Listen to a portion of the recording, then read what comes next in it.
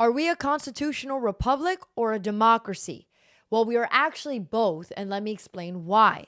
So, first off, let's look at the facts of history, the exact words that are written in the Constitution. It states the United States shall guarantee to every state in this union a republic form of government. It is found in Article 4, Section 4 of the U.S. Constitution. This provision is commonly called the Guarantee Clause. Now, one important distinction: the Constitution does not contain the sentence, the United States is a republic. Instead, Article 4 explicitly requires a republic form of government for every state, which I 1000% agree with. It also says it in the Pledge of Allegiance that was written over 100 years later in 1892, as it states, "And to the republic for which it stands, one nation under God, indivisible, with liberty and justice for all." We all know this. We've done the Pledge of Allegiance since kindergarten, okay? So some people say we are only a democracy, and some people say we are only a republic. Both are wrong, and let me explain. These are the facts we know. In the Constitution, it's only written that we are a republic form of government, and the elected officials are the ones to represent the people. And like I said in the previous video, democracy just simply means, in Greek terminology, the people rule. Democracy means the people rule, okay? The reality is that you cannot have a government or a republic establishment without people. And the votes of the people is what gets the elected officials into office. If we were a pure democracy, it would be absolute chaos, which is why our founding fathers stated a republic form of government. But how do we get there? Well, we need people and we need votes in order to have an election. So technically it's both, because when the United States was founded, the founders created this democratic republic system of government in which the power to govern comes from the people. That's the democracy part, but elected officials represent their interests. That is the republic part. Here we don't have monarchs such as kings and queens that just get elected because they're a bloodline, but the voice of the people and their votes is what puts these politicians in power. So even though it's only written in the Constitution that we are a republic form of government, which is 100% true, I'm not fighting that. I'm not against that. I'm just here to provide some deeper context. We are also in some ways a democracy where the voice of the people and their votes is what helps to create the republic establishment in which we live. So we do need the democracy part in order to create the republic part, because there is no government, there is no cities, there is no families, there is no schools, there is no election system if we have no people. And if the people have no voice. And here in the United States of America, if you are an American citizen and you are above the age of 18 years old, you can vote, right? So let's get into it. Welcome back to the Kaitlin Brown Show. So last week we covered the 3 layers of democracy, and I got a few messages from people saying it was very informative to dissect the 3 layers of democracy. And then I had some people yelling at me in the comments, "We are not a democracy. We are a constitutional republic." Guys, I know that. Hello?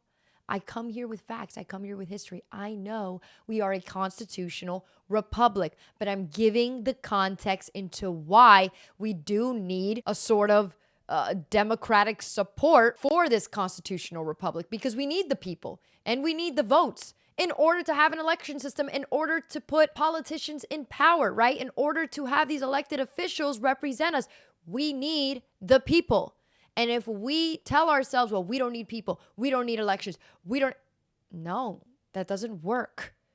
In order to have a constitutional republic, you need the people, you need their voices, you need their votes, okay? So some of these people that commented on my videos, they're both right and wrong, and I gave them all similar in-depth answers to help them understand better that we are both. There is just so much hate and division around political factions, primarily being the Republican Party and the Democratic Party, that people take it out of context. They take it out on the very history and infrastructure on how the country was designed to be. Imagine if we were only a republic, how would the individuals get elected into office?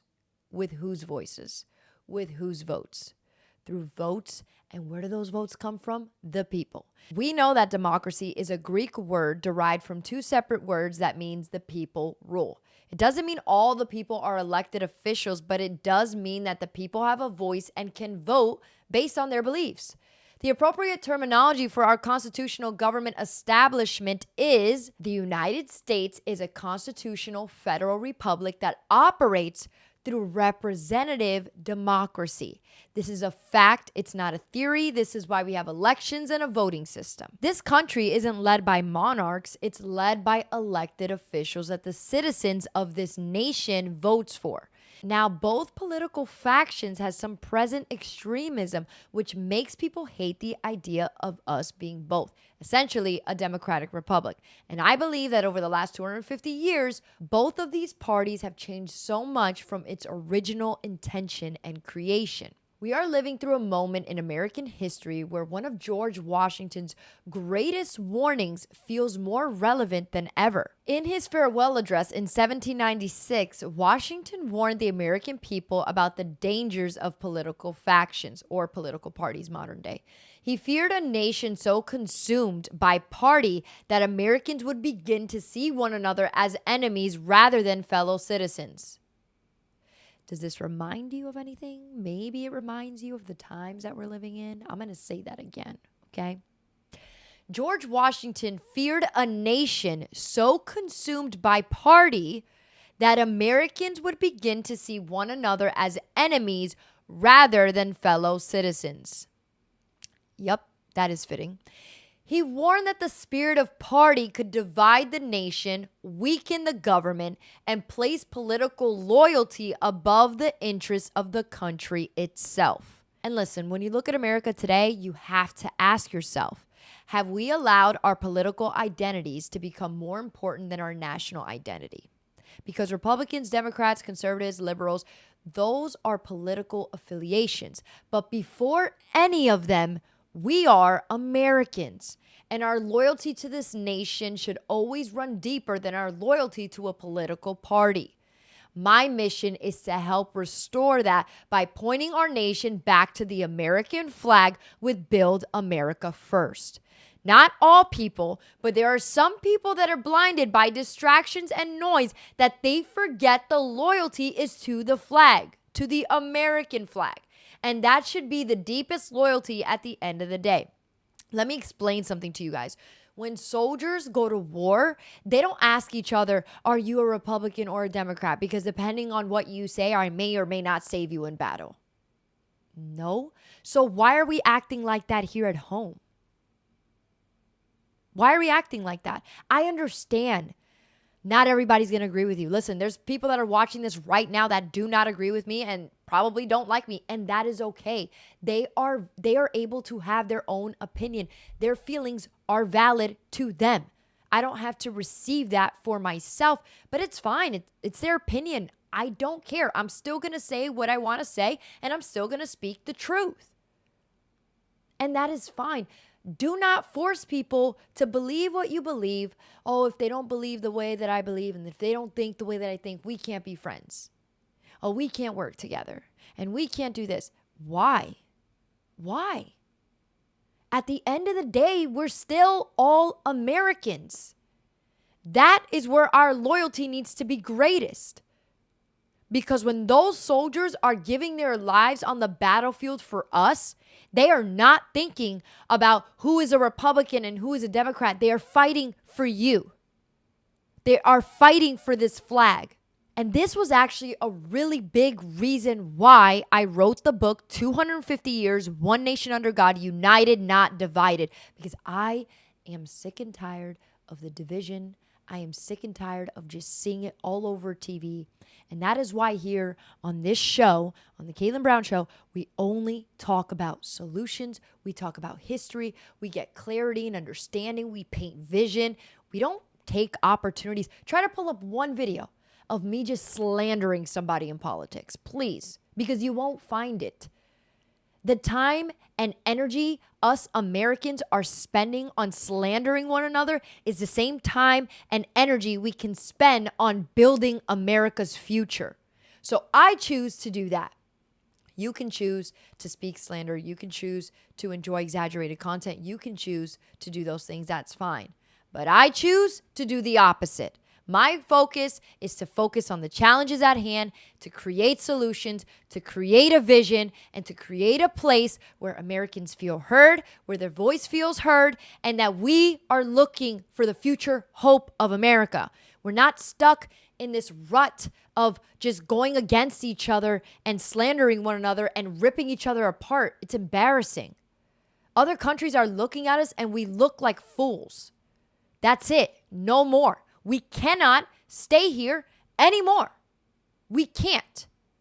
We have to decide when enough is enough. And if it's not for you, let it be for your next generation. Let it be for your children and their children. Because you know what? They're going to be the ones to reap the results of our decisions. Understand that what you bring to life will have consequences. Maybe not right now, and maybe not 5 or 10 years from now, but it will. So I choose to speak life. I don't have time to slander politicians. Do I agree with everything going on right now in Washington, D.C.? No. But you know what? I can either sit and complain and be sad and say that I give up on my nation and talk bad about the American flag, knowing that over 600,000 soldiers have given their life so that I can have freedom. Or I can stand up, stand out, and be a voice for the next generation. That is what I'm doing here on the Kaitlin Brown Show. That is what we are doing with Build America First. So make sure to go ahead and follow Build America First on Instagram, on TikTok, and on X. We are providing content daily on history, on challenges, on solutions, on leadership. That is one thing this nation needs to seriously work on. And I know you guys are looking at me and you're like, well, who are you? Outside of this, I don't make money from this. This right now, at least, not right now in this very moment, I'm not making a single dollar. I'm literally doing this because I'm passionate about my country and because I care and I love my country. I don't need to do this. I have another business. It's very successful. I travel the world. I speak all around the world. I've spoken in over 22 countries around the world in conferences and conventions. And I speak on leadership and mindset and leadership development and business, all these great things, right? Building a team, how to lead, great. I really love what I do. But you know what? I sat and I thought about it. Katie, you've been doing this for a very long time because I've been doing that for a very long time, years. I know I look young. I'm 30 years old. I entered the entrepreneurship industry when I was 19, and I started public speaking when I was 19. Yeah, so like 10 years, 19, 20, about 10 years. But you know what? I haven't used my gifts and my talents to help my country, which is why I started Build America First. So this isn't going to be for clicks and likes, and I'm not going to go and create exaggerated content because my life being is depending on this being successful. It's not. My life being is just wanting to get a clear vision forward for the future of America. To get everybody to point back to the flag because I have a son. And he's going to have children by the grace of God, if it's in God's will. And what are they going to endure when they're my age? What is my son going to experience in the United States of America when he's 30 years old? Or when he gets married and has children? What is their experience going to look like? You see, when our founding fathers were creating the Constitution, they were thinking, what would the nation look like 100, 200, 300 years from now? But you know what? Society right now, there are so many people, not everybody, not everyone, but there are so many people that are just so self-centered in the now that they're not even thinking about the future. You say what you want, you say when you're frustrated, blah, blah, blah. You're making decisions for the now without even considering the effects in the future. And I'm just saying generally. I'm talking about the person scrolling on Instagram that's doing hate comments. I'm talking about the person that's bad-mouthing this politician or that politician on their show. That's what I'm talking about. We're not thinking about the repercussions of what this is creating. Political violence, so on and so forth. We need to bring it back in. We need to reel it back. I don't agree with you. You don't agree with me. But you know what? You're still an American citizen. So we still rep the same stars and stripes. And if you don't like that, you can 100% leave this country. You don't have to be here. That's another thing. It makes me so frustrated. And I have a lot of family that has served in the military. And it just makes me so frustrated when people are constantly talking crap about America. And one, they're not doing anything to help it. So you're just complaining, but you're not actually doing anything. And number two, knowing that there's families that have lost loved ones and they hear these people talk the way that they talk, knowing that their sons and daughters or husbands or wives have given their lives for this country. And when you go out there and you talk crap about this country, not saying that it's perfect because it's not. There's a lot of challenges and we need solutions. We need something to change. But think about that. Next time you're like so frustrated and want to tweet something that you're just so angry about this country, make sure that it's something that leaves people feeling hopeful. Maybe it's a challenge and then a solution. Maybe it's a thought and then you challenge that thought and you're like, I wish we could do this. That provides hope so that those who have lost loved ones, they don't feel like it was in vain. We need to restore the hope of the American people. We need to restore the hope of putting America first, putting the people first. And here at Build America First, that's exactly what we're going to do. So with that being said, thank you guys so much for joining us here on the Kaitlin Brown Show. Every single Thursday, there's a new video. Every single day, there are shorts on TikTok, on Instagram. I mean, every single platform you can think of, we are there. You guys can follow Kaitlin Brown Official on all social media accounts. I'm talking Instagram, TikTok, Facebook, all of it. I'm there.